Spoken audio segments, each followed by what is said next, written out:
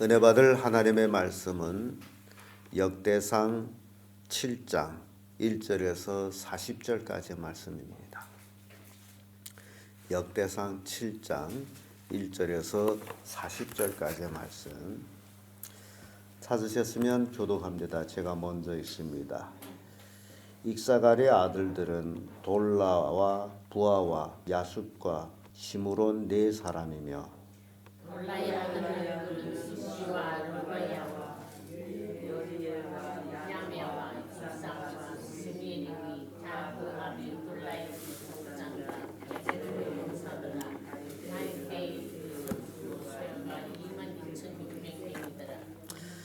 우시의 아들은 이스라히리야요 이스라히야의 아들들은 미가엘과 오바댜와 요엘과 이시와 5사람 모두 족장이며 저희와 함께 하는 그 보배와 정도대로 능히 준한 하나님께가 36,000이니 이는 그 처자가 하나님을 보며 그 형제 이사갈의 모든 족속은 다 큰 용사라. 그 보게대로 계수하면 87,002인이었더라.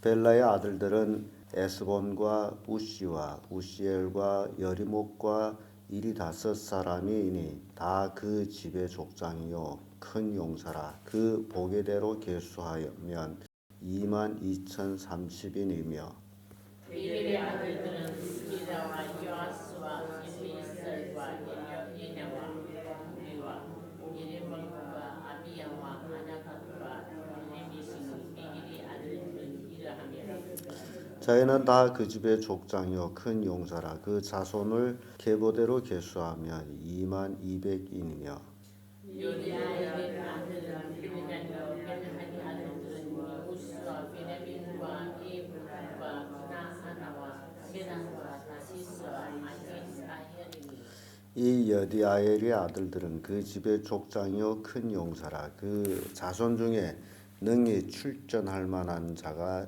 17,200인이며 이의 아들은 수미와 우비며 아히의 아들은 회심이더라. 납달리의 아들들은 야시엘과 구니와 예셀과 살루민이 이는 비라의 자손이더라. 문하세의 아들들 그 처의 소생은 이스라엘이요 그 전 아랍 여인의 소생은 빌라하시아빈 마히리니라. 마길은 훈빔과 순빈의 누이 마가라 하는 이에게 장가 들었더라. 문하세의 둘째 아들의 이름은 스로보하시니 스로보하시 딸들만 낳았으며 마길의 아내 마하는 아들을 낳아 그 이름을 베레스라 하였으며 그 아버지 이름은 세레스요 세레스의 아들은 벨리카 락이며 울람의 아들은 부다니니 이는 다 기르앗 자손이라. 기르앗은 마길의 아들이요 문하세의 손자며 그 위에 함몰리에게는 이스박과 비에셀과 말라를 낳았고 스미다의 아들은 아히안과 셰겜과 니키와 아니암이더라. 이브라임의 아들은 수겔라요 그 아들은 베레시요 그 아들은 나하시요 그 아들은 릴리 아들요 그 아들은 다하시요 그 아들은 사바시요 그 아들은 수넬라면 저가 또 에셀과 에르앗을 낳았더니 저희가 가드 토인에게 죽임을 당하였으니 이는 저희가 내려가서 가드 사람이 짐승을 빼앗고자 하였음이라. 그 아비 이브라임이 위하여 요르단 방으로 우리가 들어가서 무련하였더라. 그 후에 에브라임이 그 아내와 동침하였더니 아내가 잉태하여 아들을 낳으니 그 집이 재앙을 받았으므로 그 이름을 부리아라 하였더라. 이브라임이 딸은 세장 저가 아내위 베트몬과 수시세아라를 지었더라. 부리아의 아들들은 레바와 레셉이요 레셉의 아들들은 델라요 그들은 다 아한이요 그 아들은 아하니요 그 아들은 암미요 그 아들이 사마요 그 아들은 눈이요 그 아들은 여수아더라.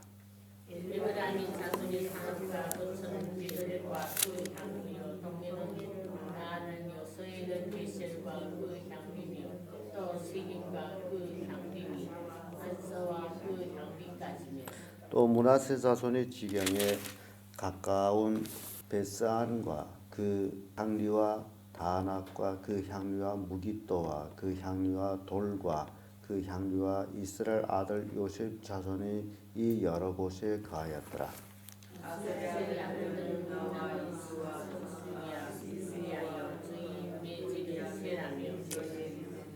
부리아의 아들들은 헤멜과 말겔이 말겔은 비르사시 아비며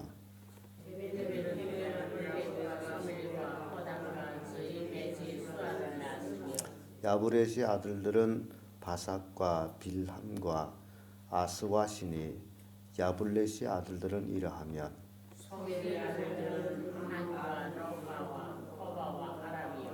그 아우 헬렘의 아들들은 소바와 임나와 셀레스와 아마리오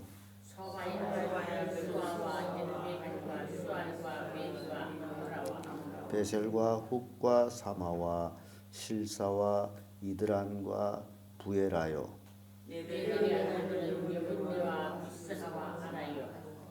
울라의 아들들은 아라와 한니엘과 니시아니 이는 다 아들이 자손으로 적장으로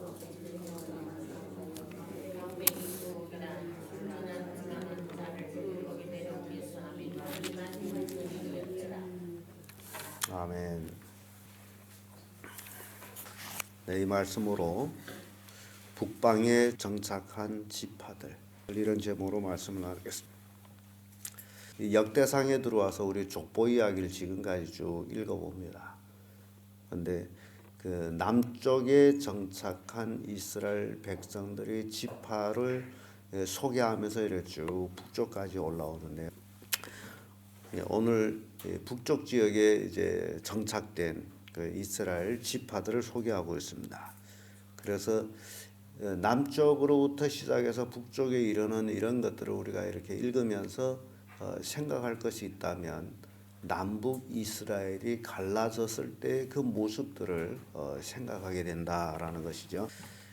그래서 이러한 그 지파들이 거주지 또는 그들이 또 어떤 성격 이런 특징들이 바로 이스라엘 12아들을 이스라엘이 12아들 즉 야곱이 죽기 전에 자기 12아들을 축복한 내용대로 그 예언대로 이루어졌다라는 것들을 이제 보게 됩니다. 그래서 오늘은 그 첫 번째로서는 그 익사갈 지파를 얘기하죠. 이사갈 지파는 경제 호전적인 지파로서 출전이 가능한 군대만 36,000명이었다라고 이제 기록하고 있습니다. 이 익사갈 지파에서는 아주 훌륭한 이제 사사가 나오는데 그 사사가 돌라라는 사사가 나와서 이스라엘을 구원하는 역사가 나옵니다. 출애굽 당시에 성막 중심으로 해서 군령을 쳤을 때에 익사갈 군사는 54,000명이었습니다. 그래서 이 익사갈이 경제 호전적이었으므로 가장 중요한 핵심 동쪽에 진영을 쳤는데 유다 옆에서 진영을 쳤죠. 그때는 익사갈 군대가 87,000명이나 됐어요. 이렇게 익사갈이 출애굽 당시에는 앞장서서 유다 지파와 어깨를 나란히 해서 앞을 지켰던 그런 군사들이었어요. 그리고 나서 베냐민 지파에 대한 소개가 나오죠. 베냐민 지파는 출애굽 당시에 42,200명이었지만 현재는 39,200명으로 줄어서 약 3,000명이 줄었어요. 이들은 므낫세와 에브람 함께 어깨 나란히 이제 성막 서편에 진영을 치고 나왔던 그런 이제 지파입니다. 베냐민 지파, 베냐민. 우리는 베냐민 하게 되면 야곱이 막내 아들을 생각하게 되죠. 그러고 나서 납달리 지파에 대해서 소개합니다. 납달리 지파는 아주 간단하게 한 줄로만 소개 나왔어요. 그래서 그 원인은 납달리 지파에서는 크게 영웅적인 사람이 없었다라는 것을 보여줍니다. 가문이라도 한 아버지의 아들들로 12지파가 이루어졌다 할지라도 그들의 업적에 따라서 기록이 돼 나가는 모습을 봅니다. 그래서 납달리 지파는 13절에 간략하게 한 절로 끝나버립니다. 어떻다라는 얘기가 없어요. 그만큼 영향력이 있는 사람이 없었다. 다른 말로 하면 그만큼 신앙적으로 믿음으로 사는 사람이 없었다라는 것을 보여주는 거죠. 이들은 출애굽 당시에 53,400명의 군사로서 단과 아셀과 함께 군영의 이제 북편에 그들은 속해 있었어요. 그러고 나서 므낫세 지파에 대해서 나옵니다. 므낫세 지파는 아주 훌륭한 이제 사사가 나옵니다. 여기에 부단이라는 사람이 나와가지고 이스라엘 민족을 해방시키는 큰 공로자였다라는 것을 이제 보여주고 있고요. 출애굽 당시에는 42,200명 군사로서 성막 서편에 베냐민과 에브라임과 함께 진영을 했던 지파입니다. 그래서 므낫세. 그리고 나서 에브라임 지파에 대한 소개가 나오죠. 므낫세 지파와 기업을 나란히 땅을 이제 가졌어요. 어깨 나란히 하고 있는 지점에 가졌고, 에브라임과 므낫세는 다 요셉이 아들이에요. 요셉이 애굽에서 애굽 여인을 통해 가지고 낳은 아들이 에브라임과 므낫세입니다. 그리고 아셀 지파가 마지막으로 나오죠. 아셀 지파는 출애굽 당시에 41,500명이었는데 현재는 많이 줄어서 26,000명, 14,500명이 줄었어요. 많이 번식을 못했죠. 아셀 지파는 성막 북편에 단과 납달리와 함께 진영을 치고 있었습니다. 굉장히 중요한 것은 이 에브라임 지파에서는 여호수아라는 아주 유명한 군대 장관이 나왔죠. 단 지파는 삭제됩니다. 여기 소개가 없어요. 이스라엘 12아들 중에 우리가 지금까지 쭉 살펴본 족보 이야기에서 단 지파가 빠집니다. 그래서 굉장히 안타까운 것은 예수님이 12제자 중에 빠진 자가 누굽니까? 가룟 유다죠. 예수님이 12제자 중에 빠진 자가 가룟 유다였고, 대신 사도 바울이 이제 첨가돼 들어가죠. 그래서 12사도의 수에 첨가됩니다. 물론 사도들이 제비 뽑아서 마띠아를 이제 사도로 정합니다만은, 그러나 마띠아를 사도로 정하고 나서 마띠아에 대한 기록이 없습니다. 대신 사도 바울에 대한 기록이 쫙 나오게 되죠. 이렇게 이스라엘 12 이제 지파 속에서 단 지파가 왜 빠졌을까? 뭐 여러 가지 원인이 있겠습니다만은 오늘날 우리가 신앙적으로 얘기할 때는 불신앙이었다. 그래서 가룟 유다가 불신앙이어서 제자 수에 빠지는 것처럼 단 지파도 불신앙이었다. 그래서 이제 빠져나간 대신 12지파에서 우리가 이제 이름이 바뀌어져 가는 거죠. 본래는 이스라엘 12아들에 요셉이가 들어가야 됩니다. 근데 요셉이 그 이름이 빠져요. 12지파에서는 요셉이 빠집니다.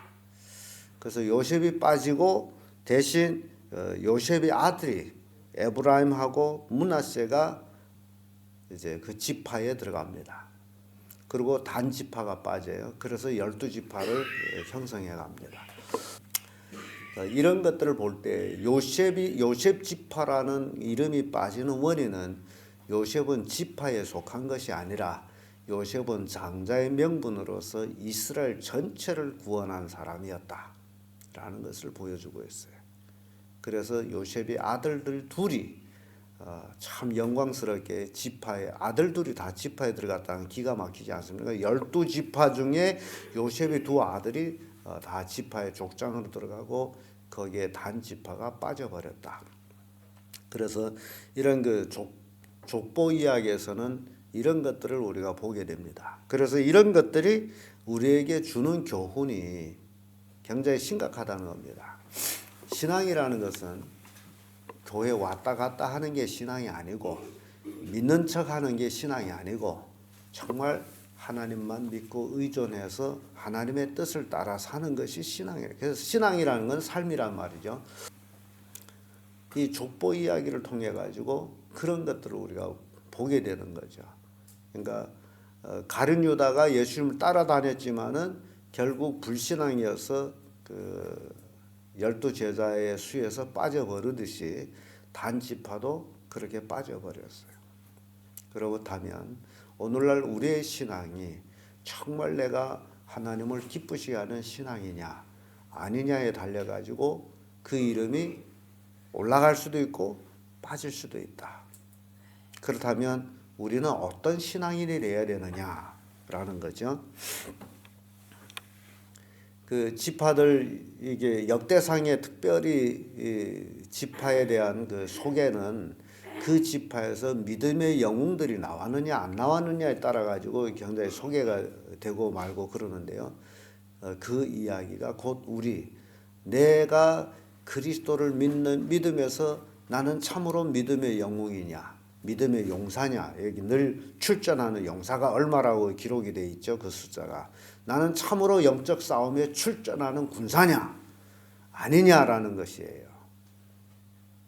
여기는 나이 먹었다 적었다 그거 상관없어요. 오로지 나는 믿음의 용사로서 매일매일 영적 싸움에 출전하는 믿음의 군사다.